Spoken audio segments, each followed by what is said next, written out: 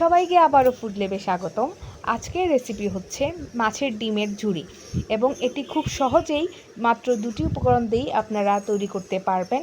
এটি খুবই সুস্বাদু হয় এবং আপনারা যদি ট্রাই করেন আশা করি ছোট থেকে বড় সবারই অনেক ভালো লাগবে।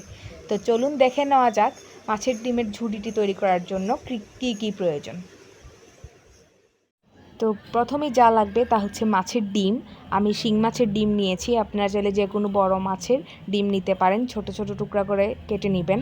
তারপর লাগবে হচ্ছে পেঁয়াজ ও কাঁচামরিচ কুচি। পেঁয়াজ কুচিটা হচ্ছে আমি যতটুকু মাছের ডিম ততটুকু পেঁয়াজ কুচি নিয়েছি, এতে করে ভাজিটি বেশি অনেক মজা হয়।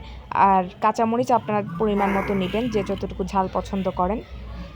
তো চলুন দেখা যাক কীভাবে করে নিতে হয়।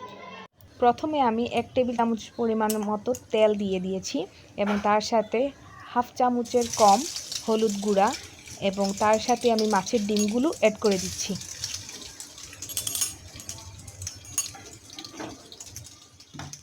মাছের ডিম দেওয়ার পর আস্তে আস্তে নাড়তে হবে যেন মাছের ডিমগুলো ভেঙে না যায়।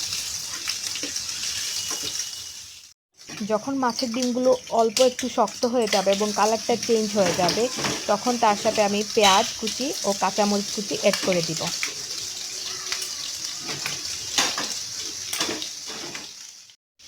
তারপর অ্যাড করে দিব পরিমাণ মতো লবণ।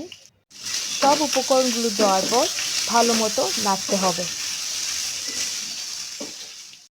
আঁচ থাকবে মাঝারি এবং এরকম আঁচেই অনবরত নাড়তে হবে যাতে পুড়ে না যায়। ঠিক 10 মিনিটের মধ্যেই এরকম গোল্ডেন ব্রাউন কালার হয়ে যাবে। এর মানে হচ্ছে পেঁয়াজ এবং ডিম সবই ভাজা হয়ে গিয়েছে। আপনারা যদি একটু মুচমুচে করে খেতে চান তাহলে আর কিছুক্ষণ চুলায় রাখতে পারেন, তবে আমি এই অবস্থায় নামিয়ে ফেলব। রেডি হয়ে গেল মাছের ডিমের ঝুরি। আশা করি সবার অনেক ভালো লাগবে এবং ভালো লাগলে অবশ্যই লাইক, কমেন্ট এবং সাবস্ক্রাইব করবেন। ধন্যবাদ সবাইকে।